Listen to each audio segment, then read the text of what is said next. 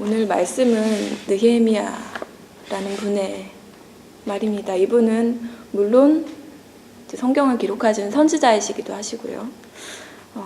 직업은 아닥사스다 왕의 술 따르는 사람이었습니다. 아닥사스다 왕은 그 페르시아 왕국의 거대한 왕국을 통합했던 왕으로서, 물론 그 전 세대에도 몇 대 왕대가 있었지만 이분은 특별히 그 전 왕의 군대 장관이었다고 합니다. 근데 왕에게 반란을 일으켜서 그 왕의 자리를 차지한 인물입니다. 저희가 정치나 그런 거를 생각하면은 이제 유혈이 있고, 그리고 배후에 음모가 있고, 배신을 때리고 그럽니다. 그런 피바다에서 왕이 된 사람입니다. 오늘 이 말씀 특별히 느헤미야라는 사람에게 있어서 그 예루살렘 성벽이 다 무너졌는데 어떻게 이분이 그 성벽을 재건하는 것까지 하나님의 사명을 감당하실 수 있었는지 저희가 한번 아침에 잠깐 말씀을 나눠보려고 합니다. 제가 오늘 목표는 최대한 빨리 끝내드리고 기도할 시간 드리고 싶었어요. 그래서 가능하면 제가 빨리빨리 진행을 하겠습니다. 일단 처음에 이 1장에 보시면 이 느헤미야가 소식을 딱 듣습니다. 예루살렘 성이 완전히 붕괴됐다. 그걸 그 전까지는 몰랐다고 합니다. 그 아는 사람한테서 딱 전해 듣고 근심하기 시작한 게 12월이라고 합니다. 기슬르월이라고 여기 나와 있는데 그거는 그 날짜상으로 12월이라고 하는데 그리고 나서 지금 2장 1절에 그 장면을 보시면 그 느헤미야가 왕에게 술을 따라주고 있습니다.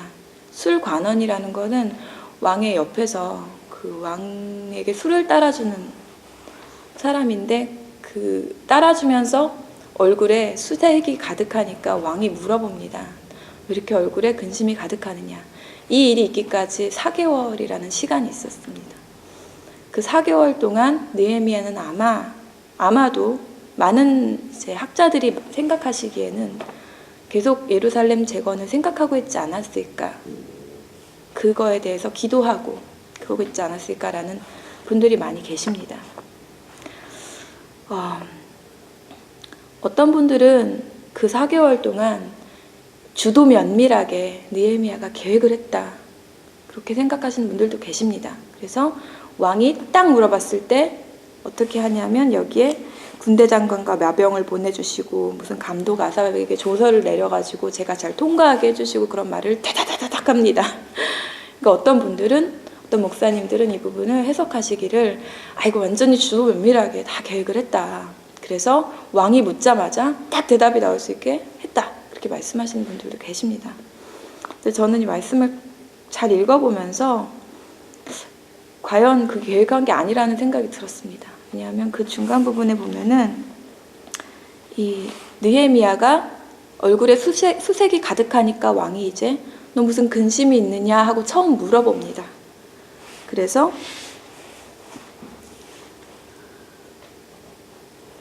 그때 내가 크게 두려워하여라는 말씀이 있습니다.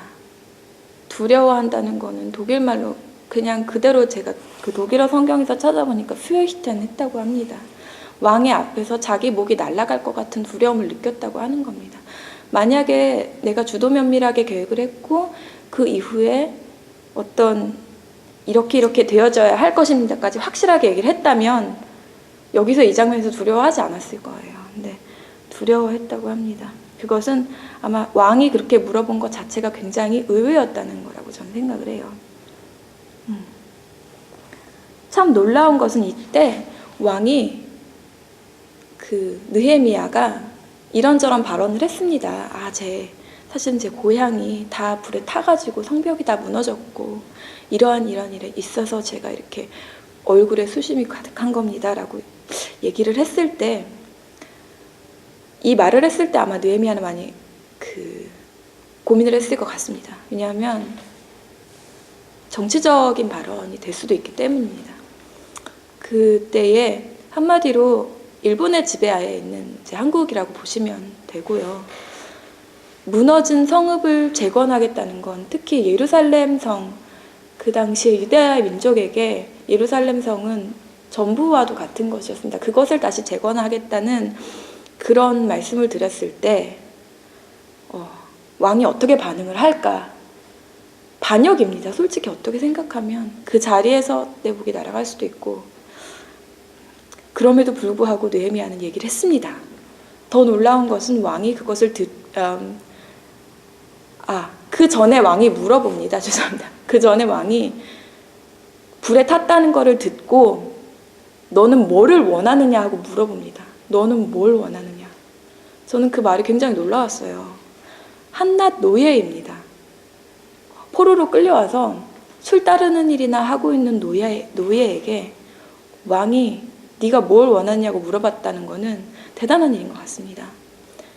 분명히 이 왕은 이분을 단지 노예라고 생각하지는 않았던 것 같습니다. 아무튼 왕이 너는 뭐를 원하냐고 나한테 딱 물어봤는데 느헤미야가 이렇게 성벽을 재건하게 해주십시오 하고 딱 얘기하지 않았습니다. 어떻게 했냐면 먼저 기도했다고 나옵니다. 왕이 뭘 원하느냐고 했을 때 먼저 하늘의 하나님께 기도하고 그리고 나서 성벽을 재건하는 계획을 구체적으로 말을 합니다. 그때 왕이 허락을 했습니다. 그 사건 자체가 저는 놀라워서 몇 가지 이제 중점적으로 생각을 해봤습니다. 두려움이 뭘까?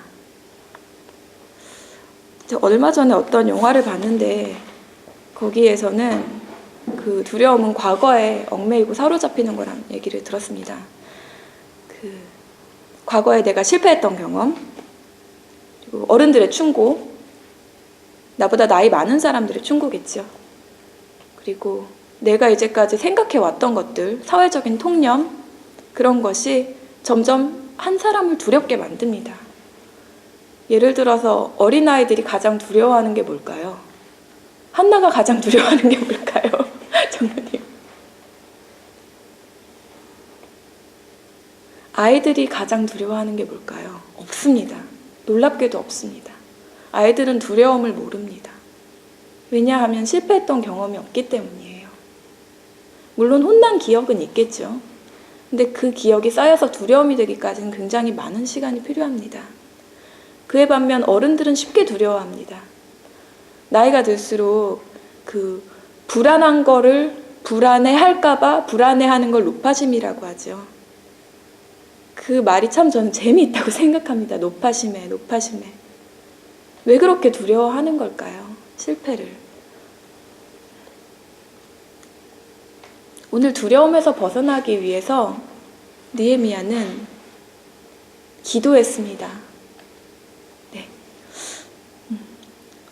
하나님을 바라봤다는 말인 것 같습니다. 왕이 당장 내 목을 칠 왕이 바로 앞에 앉아 있는데 바로 그 사람보다 하늘의 하나님이 더 두렵고 두려움의 대상이 옮겨간 거라고 생각을 합니다. 하늘의 하나님, 그리고 하나님께서 나를 통해서 이루실 일, 예루살렘 성벽 재건이라는 그 원대한 계획을 아마 그 순간 느꼈을 거라고 저는 생각합니다. 자신의 두려움을 이기고 극복한 건 아마 아닐 거예요. 제 생각에는 극복하진 못했을 겁니다. 여전히 두려운 상태에서 하나님을 바라봤다는 것입니다.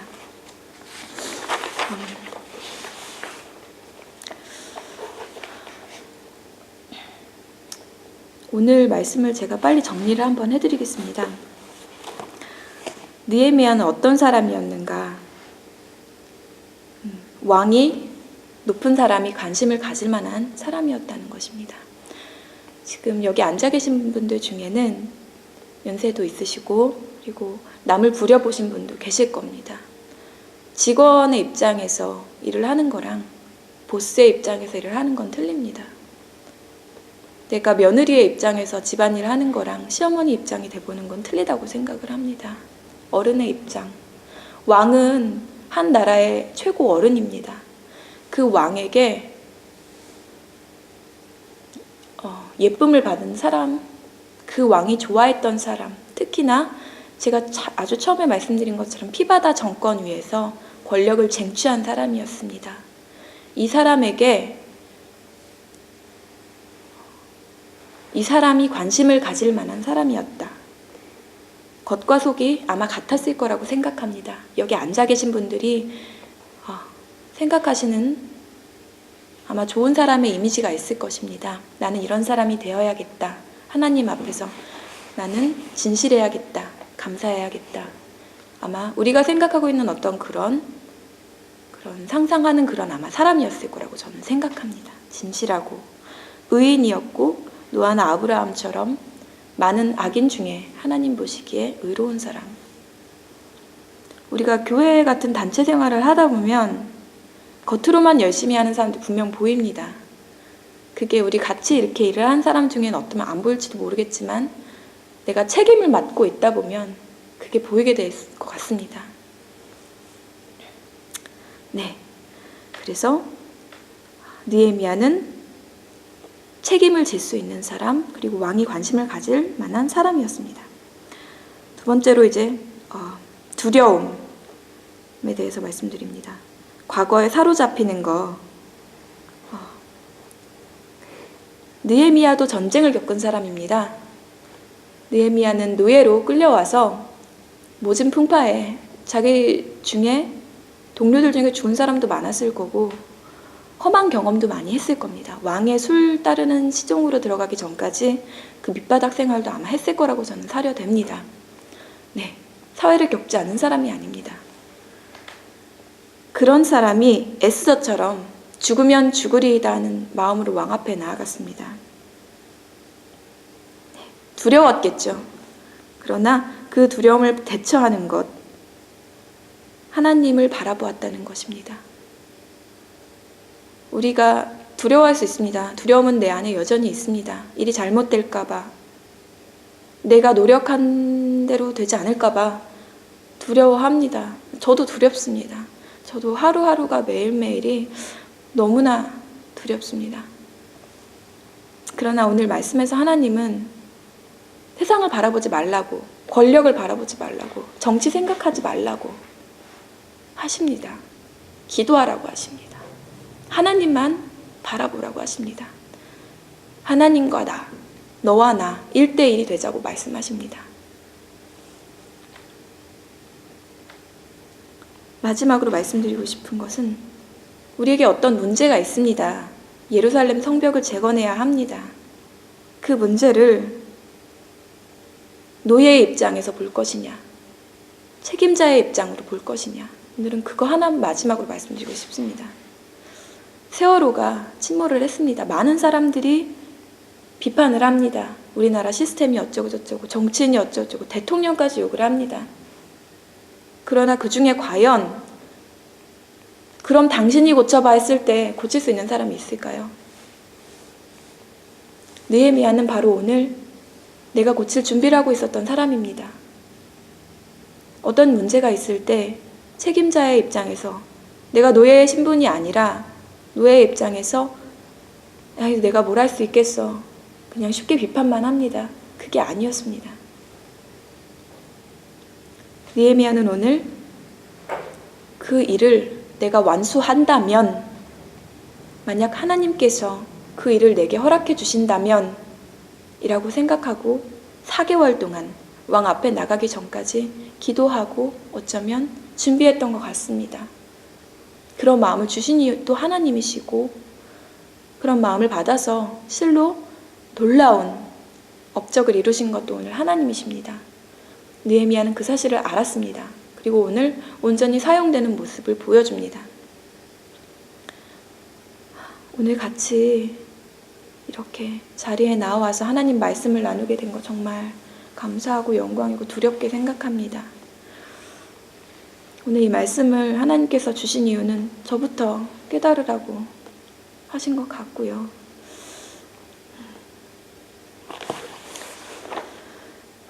잠시 다 같이 기도하셨으면 합니다.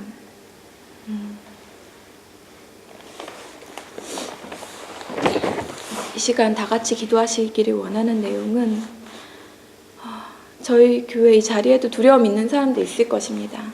그 두려움을 하나님 앞에 온전히 내려놓으시기를 기도드립니다. 그리고 또 저희 교회 지금 지연이가 아비투어를 보고 있습니다. 얼마나 두려울까요? 그 시험을 위해서 정말 많은 시간을 준비해 왔을 것입니다. 저는 그 아이가 두려움을 내려놓고 마음의 평안을 하나님이 허락해 주시도록 기도하고 싶습니다. 그리고 오늘도 목사님께서 그리스에 가 계십니다. 목사님 건강히 잘 그곳에서 성지순례 마치시고 돌아오시는 순간까지 하나님께서 인도하여 주시기를 이 세 가지 위해서 다 같이 잠시 기도하셨으면 합니다. 기도하시겠습니다.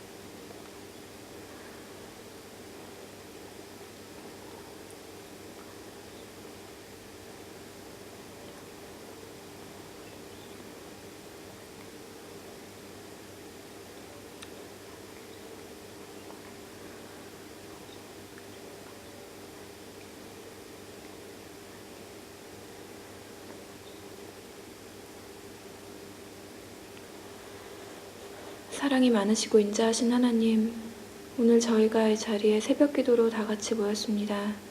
주님, 저의 마음 받아주시고 주님, 정말 진실하게 저희가 두려움을 내려놓고 하나님과 1대1로 주님 만날 수 있는 그런 저희들 되게 도와주시옵소서. 하나님, 앞도 뒤도 옆도 보지 않고 오직 하나님만 바라보기 원합니다.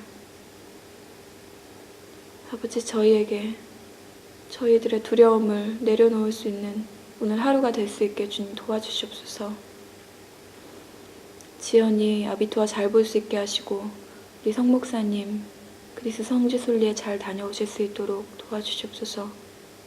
오늘 하루를 인도하여 주시옵소서. 예수님 이름으로 기도드렸습니다. 아멘.